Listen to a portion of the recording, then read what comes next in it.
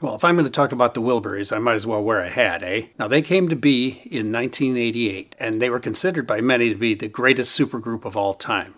Think about it. They had one Beatle, they had two revered icons, and two others that were merely superstars. But how did these guys get together? There are a lot of stories, a lot of interviews, and a lot of conflicting information. And you know my view on stories from the Beatles era. Many of them are based on, let's say, hazy memories. Many of the stories come from interviews with George, in terms of possible members, the types of songs they might do, even the timing for right after his Cloud 9 sessions. Now, one story I do believe and like a lot is regarding the name of the band.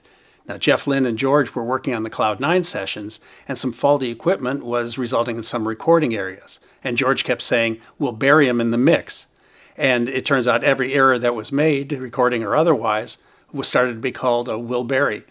And so a name was born. You can't get more clever than that. Many of the stories of the origin of the group are based on actual interviews, or so they say, with George and other members of the band. It just sounds too clean to me, though. And since George was the de facto leader of the group, I prefer to listen to the legend that comes directly from George himself in an interview here. And always remember, regarding interviews, we should follow the code of the Old West. This is the West, sir.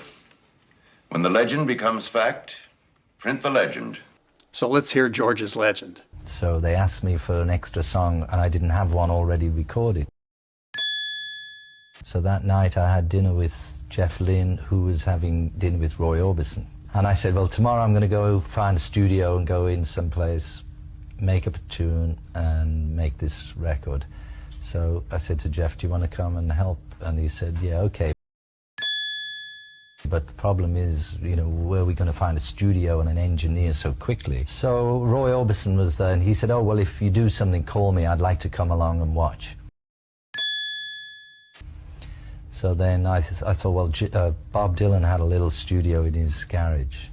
So I called him and said, do you mind if we come along tomorrow? He said, no, come along, that's okay.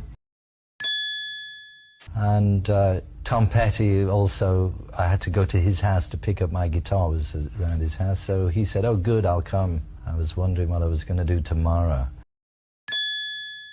By the way, Jim Keltner, who some say is the greatest session drummer of all time, played drums for the Wilburys. So that's a legend I choose to believe. 5 friends by chance get together to make a throwaway B-side and end up making a Grammy-winning album. Just another day in the office for superstars, the Traveling Wilburys.